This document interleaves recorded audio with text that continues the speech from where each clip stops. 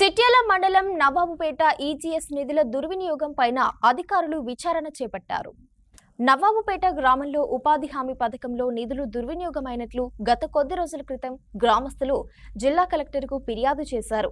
ఈ మేరకు PD Naresh, MPDO Jayasri, APO Aleem పాషాలు కలిసి గ్రామ పంచాయతీ భవనంలో విచారణ చేపట్టారు.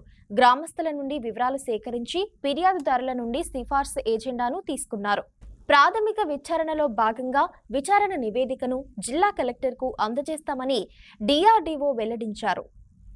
ఉపాధి హామీ పథకంలో భాగంగా నవాబుపేట గ్రామం అంటే సిట్యాల మండలంలోని నవాబుపేట గ్రామంలో ఎంజీ నరేగా నిధుల దుర్వినియోగం పైన, అలాగే ఒక వ్యక్తి ఈ 2 అకౌంట్లు కలిగి ఉండడం, కొంతమంది ఊర్లో లేని వాళ్ళు కూడా పనిచేసినట్టు డబ్బులు తీసుకోవడం, అలాగే 100 రోజులు దాటిపోయిన వాళ్ళకు కూడా పని కల్పిస్తున్న ఉద్దేశంతో మనకు ఒక 15 days బ్యాక్ మన కంప్లైంట్ రావడం జరిగింది సార్.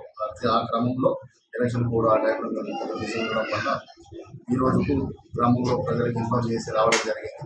గ్రామ ప్రజలు మరియు కంప్లైంట్దారులు వాళ్ళందరినీ మీడియా మిత్రుల సమక్షంలోనే ఈ ఎంక్వైరీ కొనసాగించడం జరిగింది.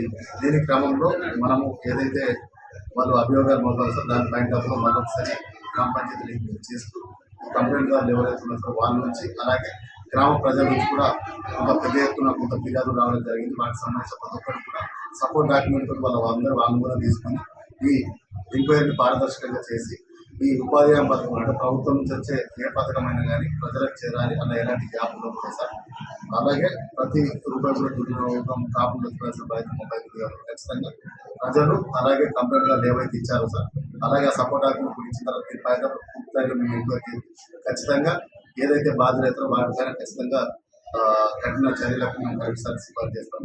ఈ ఎంక్వైరీ కొనసాగిస్తాం. ఇంకొక టైంలో కంప్లీట్ అయిన తర్వాత వాటి తీసుకొని మీరు స్కూల్ చేసిన తర్వాత గౌరవ కలెక్టర్ మేము ఫైల్ సబ్మిట్ చేస్తాం. తర్వాత కలెక్టర్ ఆదేశాల ప్రకారం తదుపరి చర్యలు తీసుకోవాలి.